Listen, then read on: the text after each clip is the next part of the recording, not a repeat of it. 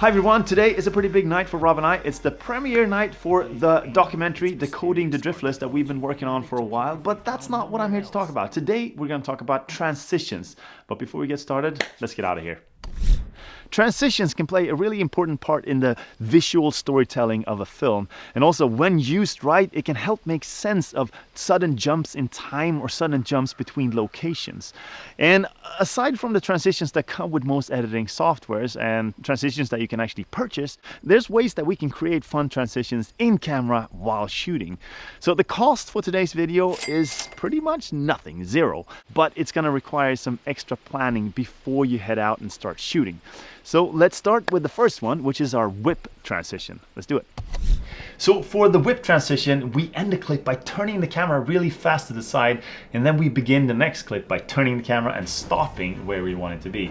And I think this is really cool and simple transition to use, for example, when we're switching between two locations or switching between two times. Really easy to do. All we do in post is just line up the two clips together and then cut it in between right where the kind of whip thing happens. Another cool variation to the whip or spin transition is this. All right, let's do this. All right, to the premiere. To do this, just point the camera back at yourself and then spin around. And then change location or change clothes. I think this is a pretty fun way to, for example, make a dress change. Another alternative is to rotate the camera instead of spinning it or whipping it.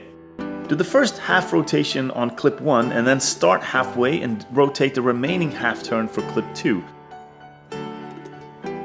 This is, for example, a really awesome way to transition between ingredients or tools in, say, a do-it-yourself video. With many of these transitions, it will look a lot better if you speed up the part where the whip or rotation happens. Put it together and it will look something like this.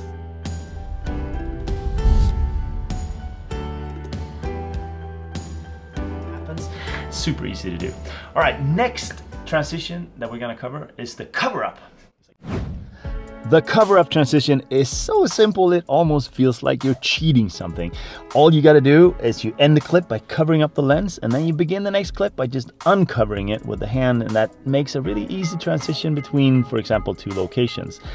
One variation to this transition that I think is really cool is if you make it a little bit more subtle. For example, if you have someone walking and then you have them walk into the lens, basically having your chest or your back or something covering up the lens, and then you use the next clip to either reverse the angle of the camera or change to a different location. In the next transition, I'm actually going to have Rob explain because it is what we call slide to dark, something that he has a lot more experience with. So this technique is something we used on both Secrets of the Underground 1 and 2.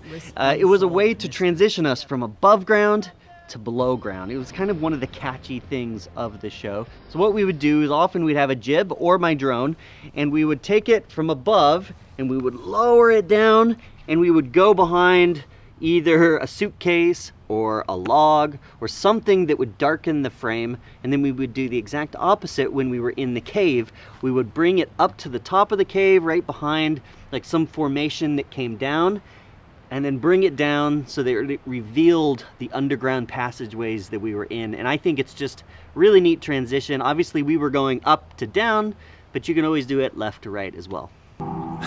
I hope this gave you some new ideas on how to get really creative with those transitions. And what an incredible night this has been for us. We filled out the whole theater, 1,200 seats. Absolutely amazing. I want to take this opportunity to thank all of our Patreon supporters for supporting the work that we do. You guys rock. And thanks everyone else also for watching the video. Stay tuned for the video coming out next week. What's up, lacrosse? Let's hear it for the Driftless film, yeah!